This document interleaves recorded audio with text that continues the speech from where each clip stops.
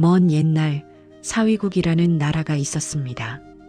그곳에는 높은 성벽으로 둘러싸인 아름다운 도성이 자리하고 있었죠. 거리마다 비단 옷을 입은 상인들이 오가고 금은 보화를 파는 상점들이 즐비했어요. 이 도성 한가운데 크고 웅장한 저택이 하나 서 있었습니다. 붉은 기와지붕 아래로 넓은 마당이 펼쳐져 있고 정원에는 계절마다 꽃이 피어났죠. 이 집의 주인은 헤아릴 수 없을 만큼 많은 재산을 가진 장자였어요. 그의 창고에는 쌀과 곡식이 가득했고 비단과 보석들이 넘쳐났습니다. 장자는 좋은 집안의 여인을 아내로 맞아들였어요. 두 사람은 금슬이 좋았습니다. 날마다 악사들을 불러 아름다운 음악을 들으며 행복한 시간을 보냈죠. 저택 안에는 웃음소리가 끊이지 않았어요. 그러던 어느 날 아내가 임신을 했습니다. 장자 부부의 얼굴에 기쁨이 가득했어요. 장자는 아내를 위해 최고의 음식을 준비하게 했고 편안한 침상을 마련했습니다. 아내의 배는 날이 갈수록 불러왔죠. 부디 건강한 아이가 태어나길 바라오. 우리 집안을 이을 훌륭한 아들이면 더욱 좋겠소. 10달이 흘렀습니다. 해산의 날이 다가왔어요. 장자는 성 안에서 가장 유능한 산파를 불렀습니다. 하인들은 뜨거운 물을 준비하고 깨끗한 천을 여러 겹쌓아 놓았죠. 드디어 아이가 세상에 나왔습니다. 하지만 산파의 얼굴이 순식간에 굳어졌어요. 갓 태어난 아기를 받아든 그녀의 손이 미세하게 떨렸습니다. 아이의 온몸에 붉고 검은 악창이 빽빽하게 나 있었거든요. 악창에서는 진물이 흘러나왔어요.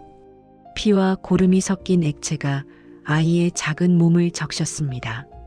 아이는 태어나자마자 고래고래 소리를 질렀죠.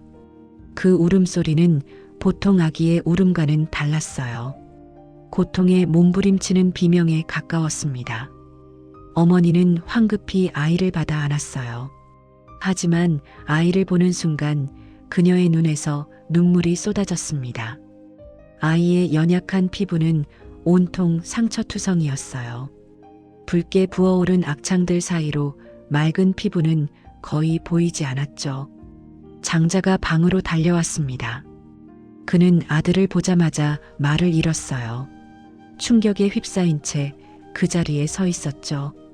기쁨으로 가득해야 할 저택 안이 순식간에 슬픔으로 물들었습니다. 아이는 잠시도 울음을 멈추지 않았어요. 악창이 온몸을 조여왔기 때문이죠. 피부가 문드러진 곳마다 통증이 몰려왔습니다. 갓난아기의 목청으로 낼 수 있는 가장 큰 소리로 울부짖었어요. 며칠이 지나도 아이의 상태는 나아지지 않았습니다. 오히려 악창은 더욱 심해지는 것 같았어요. 고름이 끊임없이 흘러나왔고 상처 부위는 점점 더 넓어졌죠. 아이를 감싸는 천은 금세 진물로 젖어들었습니다. 제발, 제발, 우리 아이를 살려주세요. 무슨 일이 있어도 이 아이를 살려야 해요. 장자 부부는 아이에게 신호라는 이름을 지어주었습니다. 몸에 악창이 있는 아이라는 뜻이었죠. 그들은 이름을 지으며 또다시 눈물을 흘렸어요. 기쁨으로 지어야 할 이름이 고통의 표시가 되어버렸으니까요. 밤낮으로 아이의 울음소리가 저택을 가득 채웠습니다. 하인들은 교대로 아이를 돌봤어요. 따뜻한 물로 상처를 닦아주고 깨끗한 천으로 감싸주었죠. 하지만 천을 갈아줄 때마다 아이는 더욱 크게 울부짖었습니다. 상처에 닿는 모든 접촉이 고통이었거든요. 어머니는 아이를 품에 안고 밤을 지새웠어요. 장자는 성 안의 모든 의원들을 수소문했죠. 아이를 살릴 수 있는 방법을 찾기 위해 백방으로 뛰어다녔어요. 저택의 넓은 마당 한쪽에는 각종 약재들이 쌓여갔습니다. 말린 약초들, 귀한 뿌리들, 멀리서 구해온 광물 약재들까지. 장자는 돈을 아끼지 않고 온갖 약을 사들였어요. 아이를 살릴 수 있다면 재산을 다 쏟아부을 각오였죠. 하지만 어떤 약도 효과가 없었습니다. 쓴 약을 먹여도, 연고를 발라도, 신비한 약초를 다려 먹여도 소용이 없었어요. 오히려 시간이 갈수록 악창은 더 심해지는 것처럼 보였습니다. 세월이 흘렀습니다. 신호는 기적처럼 살아남았어요. 하지만 악창은 사라지지 않았죠. 아이가 자라는 동안에도 온몸의 상처는 계속 진물을 흘렸습니다. 신호가 3살이 되었을 때였어요. 다른 아이들은 마당을 뛰어다니며 놀고 있었지만 신호는 그럴 수 없었습니다. 조금만 움직여도 악창이 터지면서 피가 흘렀거든요. 아이는 방 안에 조용히 앉아 창밖을 바라볼 뿐이었죠. 어머니, 저도 밖에 나가서 놀고 싶어요. 신호야, 조금만 참거라. 내가 다치면 이 애미의 마음이 더 아프단다. 어머니의 목소리에는 울음이 섞여 있었어요. 그녀는 아들을 꼭 안아주고 싶었지만 함부로 안을 수도 없었습니다. 아이의 온몸이 상처였으니까요. 신호가 5살이 되었습니다. 이제 말을 제법 하게 되었지만 친구는 한 명도 없었어요. 다른 아이들은 신호의 모습을 보면 도망쳤습니다. 어떤 아이들은 손가락질을 하며 수군거렸죠. 마을 아이들이 신혼의 저택 담장 밖에 모여 있었습니다. 그들은 키득거리며 안을 들여다보고 있었어요. 저기 저 괴물 같은 애 봤어? 온몸이 온통 빨갛고 징그럽던데. 나도 봤어. 고름이 주르륵 흐르더라고. 정말 무서웠어. 담장 안쪽에 숨어 있던 신호는 그 말을 다 들었습니다. 아이의 작은 가슴이 찢어지는 것 같았어요. 눈물이 볼을 타고 흘러내렸죠. 그 눈물이 악창에 닿자 또다시 따가운 통증이 밀려왔습니다. 신호는 방으로 돌아와 구석에 웅크리고 앉았어요. 왜 자신만 이렇게 태어났는지, 왜 다른 아이들처럼 건강하게 뛰어놀 수 없는지 이해할 수 없었죠. 7살이 되자 신호는 거울을 보게 되었습니다. 처음으로 자신의 얼굴을 제대로 본 거예요. 얼굴에도 악창이 가득했죠. 이마, 뺨, 턱, 목까지. 매끄러운 피부는 단 한 뼘도 없었습니다. 이게 내 얼굴인가요? 어머니. 어머니는 대답할 수 없었어요. 그저 아들을 바라보며 눈물만 흘렸죠. 신호는 거울을 바닥에 내려놓았습니다. 더 이상 자신의 모습을 보고 싶지 않았어요. 밤이면 신호는 악몽을 꾸었습니다. 사람들이 자신을 손가락질하며 비웃는 꿈이었어요. 괴물아, 괴물아 하고 외치는 소리가 귓가에 맴돌았죠. 악몽에서 깨면 온몸이 땀으로 젖어 있었습니다. 그 땀이 악창을 자극해서 다시 통증이 몰려왔어요. 장자는 계속해서 의원들을 불러왔습니다. 먼 나라에서 온 의원도 있었고 산속에 사는 도사도 있었죠. 누군가는 침을 놓았고 누군가는 주문을 외웠어요. 하지만 아무도 신호를 치료할 수 없었습니다. 제발 우리 아들을 고쳐주시오. 이 재산을 다 드리겠소. 죄송합니다, 장자님. 이런 증상은 처음 보는 것이라 제 의술로는 어찌할 도리가 없습니다. 의원이 떠나간 뒤 장자는 마당에 주저앉았어요. 무릎을 꿇고 하늘을 올려다보았죠. 그의 눈에서 굵은 눈물이 떨어졌습니다. 신호는 9살이 되었습니다. 이제는 글을 읽고 쓸 줄 알게 되었어요. 장자가 선생을 불러 집에서 공부를 가르쳤거든요. 신호는 똑똑한 아이였습니다. 한번 들은 것은 잊지 않았고 글씨도 또박또박 잘 썼죠. 하지만 공부를 할 때도 고통은 계속되었어요. 붓을 쥔 손에서 고름이 흘러나와 종이를 적셨습니다. 신호는 고통을 참으며 이를 악물고 글씨를 썼어요. 선생님은 안타까운 눈으로 그런 신호를 바라보았죠. 어느 날 저녁 신호는 창가에 앉아 있었습니다. 저 멀리 거리를 걷는 사람들이 보였어요. 건강한 몸으로 자유롭게 걷는 그들이 부러웠죠. 신호는 자신의 다리를 내려다보았습니다. 다리에도 악창이 가득했어요. 한 걸음 걸을 때마다 통증이 몰려왔습니다. 나는 왜 이렇게 태어난 걸까요? 내가 무슨 잘못을 했기에. 신호의 마음속에는 의문과 절망이 자라나고 있었습니다. 10살을 앞둔 아이에게는 너무나 무거운 짐이었어요. 장자 부부는 날마다 아들을 위해 기도했지만 하늘은 침묵으로 일관했습니다.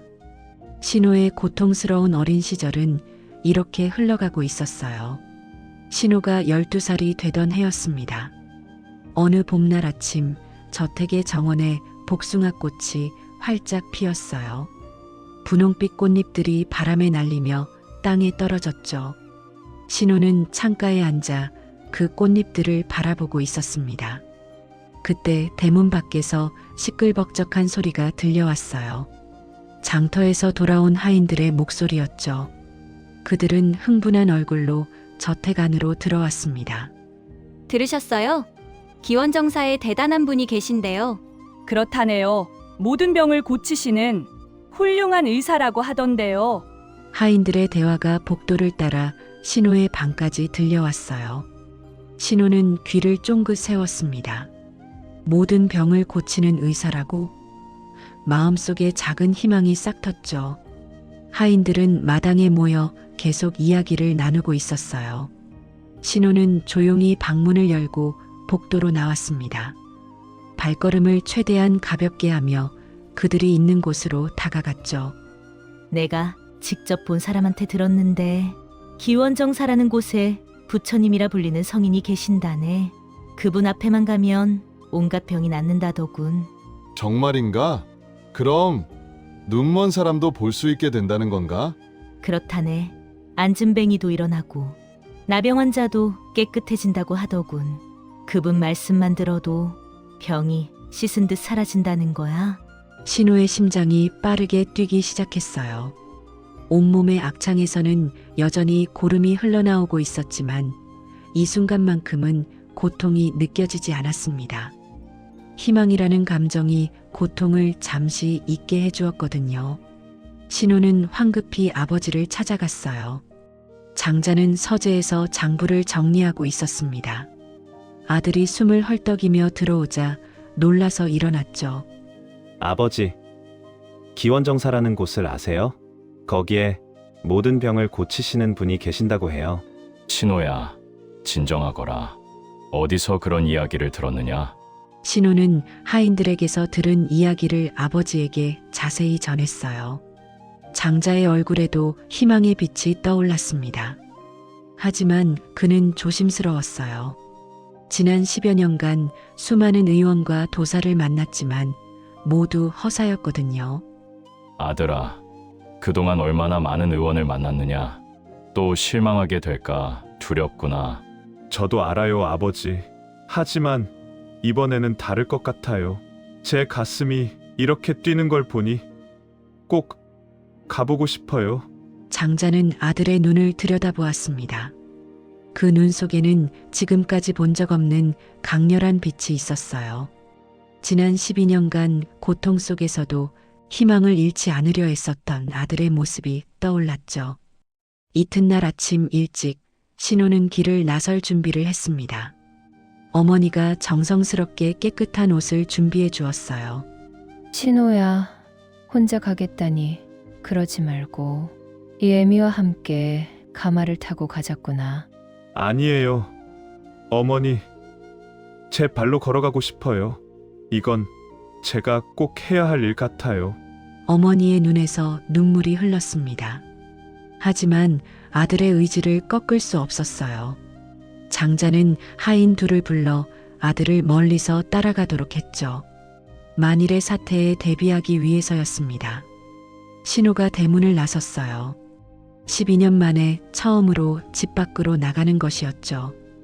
햇살이 얼굴에 닿았습니다. 따뜻했어요. 악창이 있는 피부에 햇볕이 닿자 약간 따갑기도 했지만 신호는 개의치 않았습니다. 거리를 걷는 사람들이 신호를 보고 놀라서 피했어요. 어떤 이들은 손으로 입을 막았고 어떤 이들은 수군거렸죠. 하지만 신호는 고개를 떨구지 않았습니다. 곱게 앞을 바라보며 한 걸음 한 걸음 걸어갔어요. 저 아이 좀 봐. 온몸이 저게 뭐야? 조용히 해요. 불쌍한 아이잖아요. 신호의 발걸음은 느렸습니다. 한 걸음 걸을 때마다 다리에 악창이 쓰라렸거든요. 하지만 멈추지 않았어요. 기원정사를 향해 계속 걸어갔죠. 해가 중천에 떴습니다. 신호는 땀을 흘리며 걷고 있었어요. 땀이 악창에 스며들어 따가웠지만 참았습니다. 저 멀리 큰 나무들이 우거진 숲이 보였어요. 하인에게 물어보니 그곳이 바로 기원정사라고 했죠. 조금만 더 힘을 내서 가면 돼. 신호는 스스로를 격려하며 걸었습니다. 발에 물집이 잡혔어요. 그 물집이 터지면서 피가 흘렀죠. 하지만 신호는 멈추지 않았습니다. 마음속 희망이 육체의 고통보다 강했거든요. 드디어 기원정사의 입구가 눈앞에 나타났습니다. 크고 장엄한 문이 활짝 열려 있었어요. 문 안쪽으로는 아름다운 정원이 펼쳐져 있었죠. 신호는 잠시 멈춰서서 깊은 숨을 들이마셨습니다. 이곳에 정말 나를 고쳐줄 수 있는 분이 계실까? 신호는 떨리는 마음을 가라앉히고 기원정사 안으로 발을 들여놓았어요. 그의 인생이 바뀌는 순간이 다가오고 있었습니다. 기원정사의 정원은 고요했습니다. 큰 나무들 사이로 부드러운 바람이 불어왔어요. 새들이 지저귀는 소리가 평화롭게 들렸죠. 나무 그늘 아래 여러 사람들이 모여 있었어요. 그들은 모두 한 분을 향해 앉아 있었습니다. 신호는 조심스럽게 그 무리에 다가갔죠. 그리고 그분을 보았습니다. 나무 아래 평온하게 앉아 계신 분이 눈에 들어왔어요. 황금빛 가사를 걸치신 그분의 얼굴에서는 부드러운 빛이 흘러나오는 것 같았습니다. 주변의 모든 것이 그분을 중심으로 빛나는 듯 했어요. 신호는 그 자리에 얼어붙었습니다. 태어나서 처음 느끼는 감정이었어요. 경외감이라고 할까요? 아니면 깊은 평안함이라고 할까요? 마치 오랜 방랑 끝에 집에 돌아온 것 같은 느낌이 들었죠. 부처님의 얼굴은 완벽했습니다. 32가지의 훌륭한 생김새를 갖추셨다고 했던가요? 이마는 넓고 밝았으며 눈은 자비로 가득했습니다. 입가에는 미소가 머물러 있었어요. 그분의 몸에서는 은은한 빛이 나오는 것 같았죠. 신호는 자신도 모르게 무릎을 꿇었어요. 온몸의 악창이 땅에 닿으면서 쓰라렸지만 아랑곳하지 않았습니다. 두 손을 모아 이마에 대고 깊이 절을 올렸죠. 부처님. 신호의 목소리는 떨렸습니다. 말을 제대로 잇지 못했어요. 12년간 쌓여온 고통, 외로움, 절망이 한꺼번에 북받쳐 올랐거든요. 눈물이 주르륵 흘러내렸습니다. 부처님께서 신호를 바라보셨어요. 그 눈빛은 따뜻했습니다. 어떤 혐오도 연민도 아닌 깊은 이해와 자비가 담겨 있었죠. 부처님은 손짓으로 신호에게 다가오라고 하셨습니다. 신호는 떨리는 몸을 일으켜 부처님 앞으로 나아갔어요. 다른 사람들이 자신을 보며 무슨 생각을 할까 걱정되었지만 부처님의 눈을 보는 순간 그런 걱정은 사라졌습니다. 가까이 와서 앉거라, 아이야. 부처님의 목소리는 부드러웠어요. 마치 봄날의 따뜻한 바람 같았죠. 부처님께서 신호를 가만히 바라보셨어요. 그 시선은 신호의 외모가 아니라 마음 깊은 곳을 보는 것 같았습니다. 한참을 그렇게 바라보시더니 부처님께서 입을 여셨어요. 아이야, 너는 지금 무엇이 그토록 괴로우냐? 부처님, 저는 태어날 때부터 온몸에 악창이 있습니다. 단 하루도 고통 없이 산 적이 없어요. 사람들은 저를 피하고 친구도 없습니다. 이 고통에서 벗어나고 싶습니다.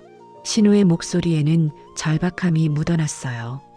부처님께서 고개를 끄덕이시며 말씀하셨습니다. 내가 너에게 진실을 말해주마. 왕성한 오온, 즉 색수성행식의 5가지는 모두 고통이니라.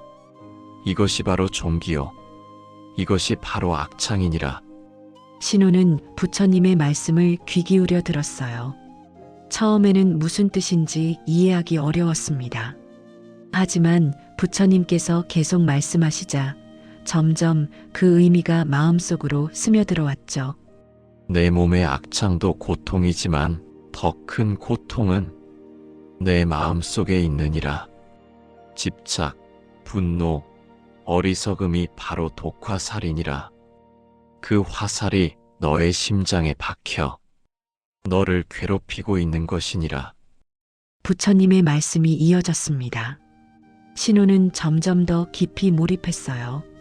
부처님께서는 몸의 고통보다 마음의 집착이 더 큰 고통을 만든다고 하셨죠. 내가 건강한 몸을 갖고 싶다는 집착, 사람들에게 인정받고 싶다는 갈망, 이 고통이 영원히 계속될 것이라는 두려움, 이 모든 것이 너를 더욱 괴롭게 하는 것이니라. 신호의 눈이 점점 커졌습니다. 부처님의 말씀이 정확히 자신의 마음을 꿰뚫고 있었거든요. 12년간 자신을 짓눌렀던 것은 단순히 몸의 통증만이 아니었어요. 왜 나만 이런가 하는 원망, 다른 사람들처럼 되고 싶다는 갈망, 평생 이렇게 살아야 한다는 절망, 이 모든 것이 자신을 괴롭혔던 겁니다.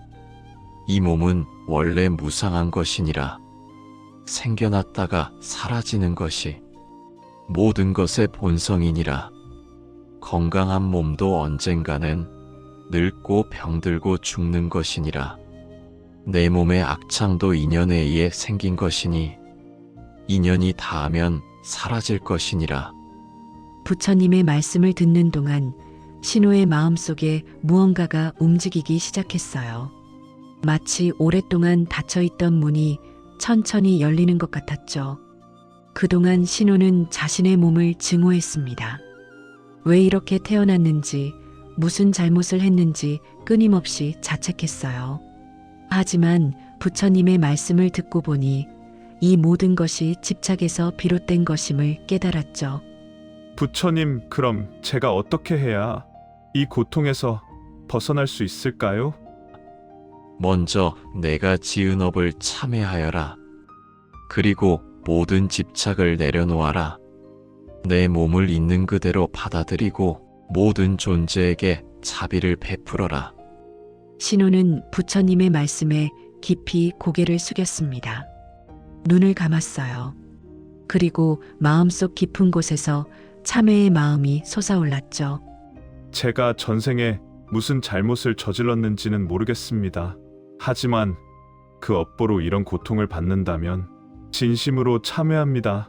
제 고통을 통해 다른 이들의 고통을 이해하게 되었습니다. 이제 이 몸을 원망하지 않겠습니다. 신호는 이런 생각을 하며 깊이 참회했어요. 눈물이 뺨을 타고 흘렀습니다. 하지만 이번 눈물은 슬픔의 눈물이 아니었어요. 깨달음과 감사의 눈물이었죠. 그 순간이었습니다. 신호의 온몸에서 이상한 느낌이 들기 시작했어요. 악창에서 느껴지던 쓰라림이 점점 사라지는 것 같았습니다. 처음에는 착각인가 싶었죠. 하지만 아니었어요. 팔을 내려다본 신호는 깜짝 놀랐습니다. 붉게 부어올라 있던 악창들이 점점 작아지고 있었어요. 고름이 흐르던 상처들이 아물기 시작했죠. 피부가 점점 맑아지고 있었습니다. 신호는 믿을 수 없다는 표정으로 자신의 몸을 살펴보았어요. 다리의 악창도, 가슴의 악창도, 얼굴의 악창도 모두 사라지고 있었습니다. 12년간 자신을 괴롭혔던 병이 눈 녹듯 사라지고 있었죠. 주변 사람들도 놀라서 입을 떡 벌렸습니다.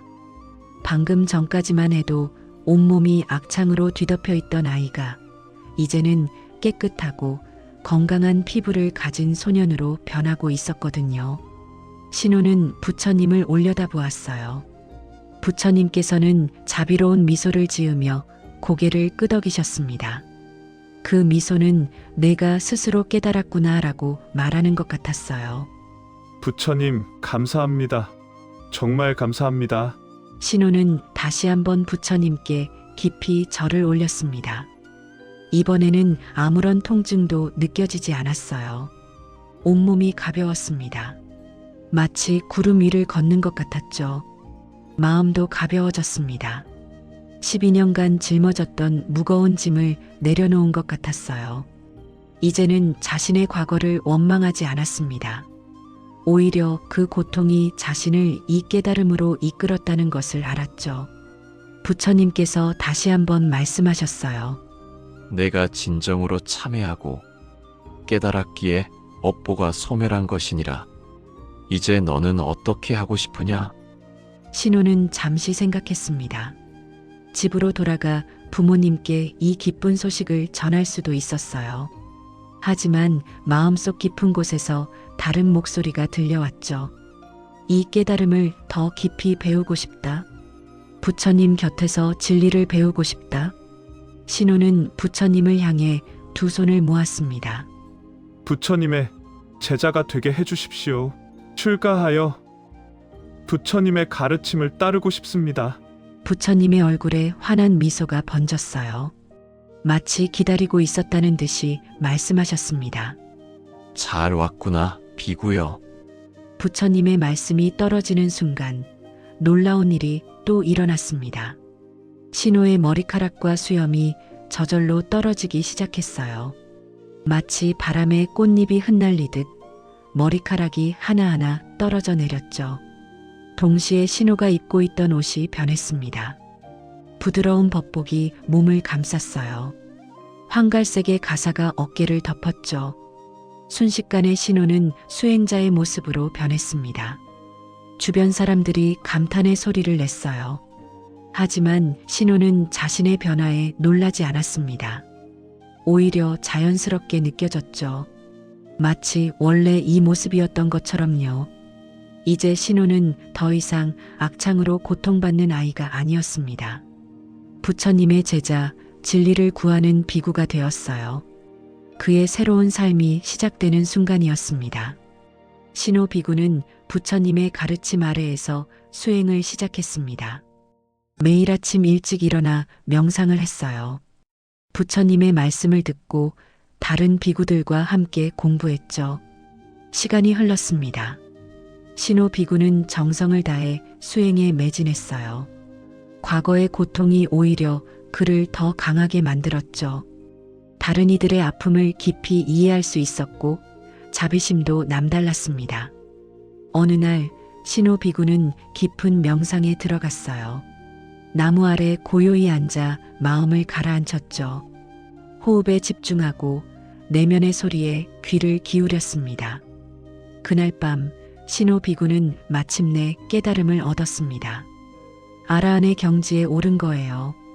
모든 번뇌가 사라졌고 윤회의 사슬에서 벗어났죠. 그의 얼굴에는 깊은 평화가 깃들어 있었습니다. 이 소식이 기원정사 전체에 퍼졌어요. 많은 비구들이 신호 비구를 축하했습니다. 하지만 동시에 궁금증도 생겼죠.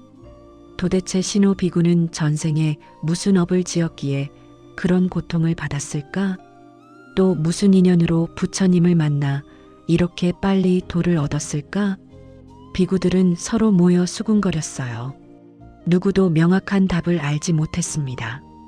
결국 그들은 부처님께 여쭙기로 했죠. 어느 맑은 오후였습니다. 여러 비구들이 부처님 앞에 모였어요. 그들은 공손히 절을 올리고 한쪽에 앉았습니다. 세존이시여, 저희가 여쭤도 되겠습니까? 물어보거라. 신호비구는 전생에 무슨 업을 지었기에 태어날 때부터 온몸에 악창이 있어 피고름이 흘렀습니까? 또 무슨 인연으로 부처님을 만나 출가하여 이렇게 빨리 도를 얻게 되었습니까? 부처님께서는 잠시 침묵하셨어요. 그리고는 천천히 입을 여셨습니다. 너희들은 자세히 들어라. 내가 너희들을 위해 자세히 분별하여 해설하리라. 비구들은 자세를 바로 하고 귀를 기울였습니다. 부처님께서 말씀을 이어가셨어요. 아득히 먼 옛날 바라나국이라는 나라가 있었느니라. 부처님의 말씀과 함께 마치 그림이 펼쳐지듯 과거의 장면이 비구들의 마음속에 그려졌습니다. 바라나국은 번영하는 나라였어요. 넓은 강이 도시를 가로지르고 무역이 활발했죠. 그곳에 재물이 많은 두 장자가 살고 있었습니다. 첫 번째 장자는 정직한 사람이었어요. 열심히 일해서 재산을 모았고 사람들에게 공정하게 대했죠. 그의 창고에는 곡식이 가득했고 금은보화도 많았습니다. 두 번째 장자도 부유했어요. 하지만 그는 욕심이 많았습니다. 더 많은 재산을 갖고 싶어 했고 다른 사람을 짓밟는 것도 주저하지 않았죠. 어느 날 두 장자 사이에 다툼이 생겼습니다. 땅의 경계를 두고 분쟁이 일어난 거예요. 정직한 장자는 올바른 방법으로 해결하려 했지만 욕심 많은 장자는 달랐습니다. 저 장자가 내 땅을 빼앗으려 한다. 저놈을 이대로 둘 수는 없지. 욕심 많은 장자는 음모를 꾸몄어요. 그는 귀한 보물들을 상자에 가득 담았습니다. 황금, 보석, 비단을 아낌없이 넣었죠. 그리고 왕궁으로 향했습니다. 욕심 많은 장자는 왕 앞에 무릎을 꿇었습니다. 대왕이시여, 소인이 대왕께 작은 정성을 바치고자 왔습니다. 하인들이 보물 상자를 왕 앞에 놓았어요. 뚜껑을 여니 눈부신 빛이 쏟아졌습니다. 왕의 눈이 반짝였죠. 대왕이시여, 실은 한 가지 여쭐 말씀이 있습니다. 저 장자라는 자가 악심을 품고 항상 저를 해치려 합니다. 간사한 꾀를 부려 저의 재산을 빼앗으려 하옵니다. 이것은 거짓말이었어요. 정직한 장자는 그런 적이 없었죠. 하지만 욕심 많은 장자는 거리낌 없이 거짓을 말했습니다. 대왕이시여, 부디 제가 저 장자의 죄를 다스리도록 일임해 주시옵소서. 그 자가 마땅한 벌을 받게 해 주소서. 왕은 보물에 현혹되었습니다. 진실을 확인하지도 않고 고개를 끄덕였어요. 욕심 많은 장자는 속으로 미소를 지었습니다. 이제 원수를 갚을 수 있게 되었으니까요. 그는 왕궁을 나와 곧장 정직한 장자의 집으로 향했어요. 해가 저물 무렵이었습니다. 정직한 장자는 저택에서 저녁 식사를 준비하고 있었어요. 갑자기 대문이 요란하게 두드려졌죠. 누구십니까? 문을 열어라. 왕명이다. 하인들이 겁에 질려 문을 열었어요. 욕심 많은 장자가 병사들을 이끌고 안으로 들어왔습니다. 정직한 장자는 무슨 일인지 몰라 당황했죠. 이게 무슨 일이오? 내가 대체 무슨 잘못을 했단 말이오? 입을 다물어라. 내 죄를 내가 모르겠느냐? 병사들이 정직한 장자를 붙잡았어요. 굵은 밧줄로 손과 발을 묶었습니다. 장자는 억울했지만 항변할 수 없었죠. 왕의 명령이라는데 어찌하겠어요. 욕심 많은 장자는 정직한 장자를 마당 한가운데로 끌고 갔습니다. 그리고는 채찍을 들었어요. 내가 나를 해치려 했으니 그 대가를 치러야지. 채찍이 공기를 가르며 날카로운 소리를 냈습니다. 그리고 정직한 장자의 등에 내리쳤어요. 살같이 찢어지며 피가 흘렀습니다. 한 대, 두 대, 세 대. 채찍질은 끝없이 계속되었어요. 정직한 장자는 고통에 비명을 질렀습니다. 온몸이 상처투성이가 되었죠. 하지만 욕심 많은 장자는 멈추지 않았어요. 그의 얼굴에는 잔인한 미소가 번져 있었습니다. 오히려 더 세게 내리쳤죠. 해가 완전히 저물었습니다. 달빛 아래 정직한 장자는 피투성이가 되어 쓰러져 있었어요. 온몸에서 피와 고름이 흘러나왔습니다. 숨이 끊어질 것 같았죠. 욕심 많은 장자는 마침내 채찍을 내려놓았어요. 정직한 장자를 내려다보며 비웃었습니다. 이것이 나를 거역한 대가다. 명심하여라. 그렇게 말하고는 병사들을 이끌고 떠나갔어요. 마당에는 정직한 장자만 홀로 남겨졌습니다. 피웅덩이 속에서 그는 간신히 숨만 쉬고 있었죠. 부처님의 말씀이 이어졌습니다. 그 정직한 장자는 죽을 고비를 겨우 넘겼느니라. 하인들이 그를 발견하고 치료했지만 상처는 쉽게 낫지 않았느니라. 비구들은 숨을 죽이고 부처님의 말씀을 들었습니다. 과거에 일어났던 비극적인 사건이 눈앞에 생생하게 그려졌어요. 그들은 욕심 많은 장자의 잔인함에 고개를 저었죠. 부처님께서 잠시 침묵하셨어요.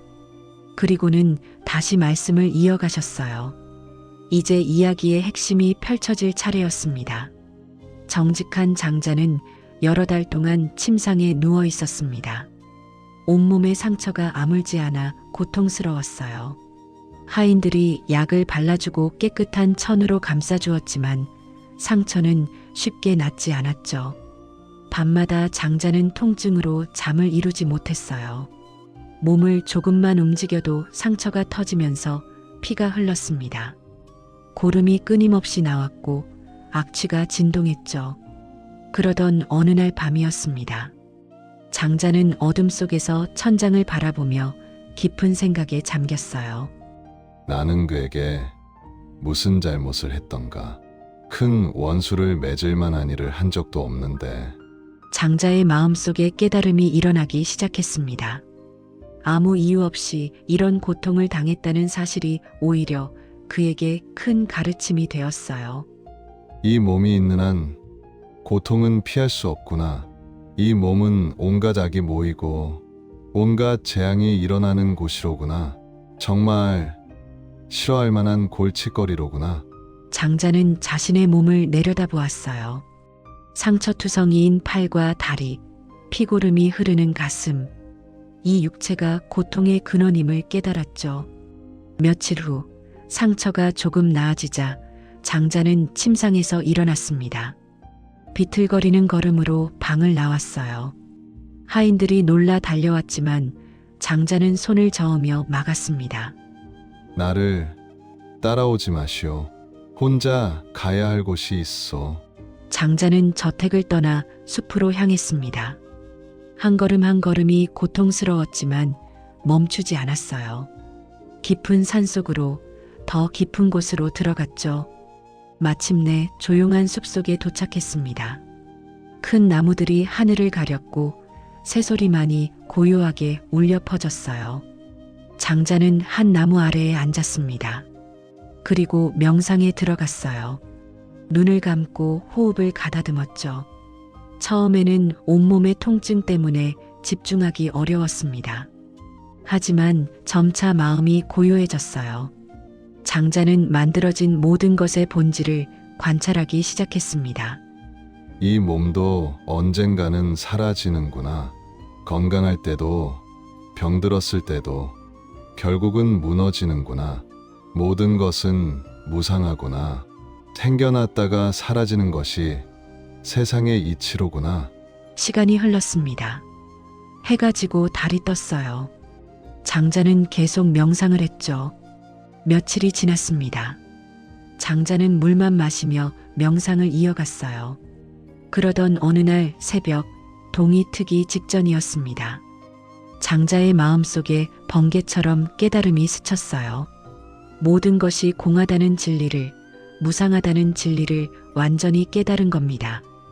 그 순간 장자의 몸에서 빛이 나기 시작했습니다. 부드러운 황금빛 광채가 온몸을 감쌌어요. 상처들이 아물기 시작했고 피부가 맑아졌죠. 장자는 벽지불이 되었습니다. 스스로 깨달아 번뇌를 끄는 성자가 된 거예요. 그의 얼굴에는 깊은 평화가 깃들어 있었습니다. 벽지불이 된 장자는 눈을 떴어요. 세상이 전과는 다르게 보였습니다. 모든 것이 아름답고 소중하게 느껴졌죠. 원수도 친구도 모두 평등하게 보였어요. 그때 장자의 마음속에 한 사람이 떠올랐습니다. 바로 자신을 고문했던 그 욕심 많은 장자였어요. 저 사람은 나에게 악행을 가한 인연으로 미래세에 지옥에 떨어져 큰 고통을 받게 되리라. 참으로 가엾구나. 내가 그를 찾아가 깨우쳐 주어야겠다. 벽지불은 몸을 띄워 허공으로 올라갔어요. 구름 위를 걷듯 하늘을 날아 욕심 많은 장자의 저택으로 향했습니다. 그때 욕심 많은 장자는 저택 마당에서 하인들에게 명령을 내리고 있었어요. 더 많은 재산을 모을 방법을 궁리하고 있었죠. 정직한 장자를 고문했던 일은 까맣게 잊고 있었습니다. 갑자기 하늘에서 빛이 쏟아져 내렸어요. 장자와 하인들이 놀라 하늘을 올려다보았습니다. 황금빛 광채를 두른 벽지불이 천천히 내려오고 있었죠. 벽지불은 장자의 마당 한가운데 내려섰습니다. 그리고는 놀라운 신통력을 보여주기 시작했어요. 먼저 몸을 허공으로 솟구쳤습니다. 구름 위까지 올라갔다가 다시 내려왔어요. 그러더니 몸에서 불이 나왔습니다. 붉은 불꽃이 온몸을 감쌌지만 타지 않았죠. 이번에는 몸에서 물이 쏟아져 나왔어요. 맑은 물줄기가 분수처럼 솟구쳤습니다. 불과 물이 동시에 나오는 신비한 광경이었죠. 벽지불은 계속해서 신통 변화를 보여주었어요. 몸이 여러 개로 늘어났다가 다시 하나로 합쳐졌습니다. 허공을 걷고 땅속으로 들어갔다 나왔어요. 18가지의 놀라운 신통력을 모두 보여주었습니다. 욕심 많은 장자는 그 광경을 보며 입을 다물지 못했어요. 무릎이 저절로 꺾였습니다. 땅에 엎드려 절을 올렸죠. 성인이시여, 부디 저를 용서하소서. 장자의 마음속에 깊은 참회가 일어났습니다. 자신이 저지른 악행들이 주마등처럼 스쳐 지나갔어요. 특히 정직한 장자를 고문했던 일이 생생하게 떠올랐죠. 벽지불은 땅에 내려와 장자 앞에 섰습니다. 자비로운 눈빛으로 장자를 바라보았어요. 일어나시오. 내가 당신을 용서하러 왔소. 성인이시여, 저는 용서받을 자격이 없습니다. 제가 죄 없는 사람을 고문했습니다. 온갖 악행을 저질렀습니다. 장자의 눈에서 눈물이 쏟아졌어요. 진심 어린 참회의 눈물이었습니다. 벽지불은 고개를 끄덕이며 말했어요. 당신이 진정으로 참회한다면 그 업보는 가벼워질 것이오. 이제부터라도 선한 일을 하고 다른 이들에게 자비를 베푸시오. 욕심 많은 장자는 벽지불을 자신의 저택 안으로 모셨어요. 가장 좋은 자리를 마련하고 최고의 음식을 준비했습니다. 장자는 온갖 맛있는 음식을 벽지불께 올렸어요. 그리고 벽지불 앞에 무릎을 꿇고 앉았습니다. 성인이시여, 제가 저지른 죄를 참회합니다. 제가 고문했던 그분께도 용서를 빌고 싶습니다. 어떻게 하면 될까요? 진심으로 참회하는 마음을 가지시오. 그리고 앞으로는 어떤 존재도 해치지 마시오. 모든 생명을 소중히 여기시오. 욕심 많은 장자는 벽지불의 말씀을 가슴 깊이 새겼습니다. 그날 이후 장자는 완전히 달라졌어요. 재산을 가난한 이들에게 나누어 주고 선한 일을 많이 했습니다. 하지만 이미 지은 업은 사라지지 않았어요. 언젠가는 그 과보를 받게 될 운명이었죠. 부처님께서 말씀을 마치셨습니다. 알아두라. 그때 국왕에게 참소하여 다른 장자를 고문하고 때렸던 자가 바로 지금의 신호 비구인이라. 비구들이 깜짝 놀라 서로를 바라보았어요. 신호 비구가 전생에 그런 악행을 저질렀다니 믿기지 않았습니다. 하지만 부처님의 말씀이니 의심할 여지가 없었죠. 그가 전생에 악행을 저질렀기에 이 생에서 태어날 때부터 온몸에 악창이 생겨 고통받았느니라.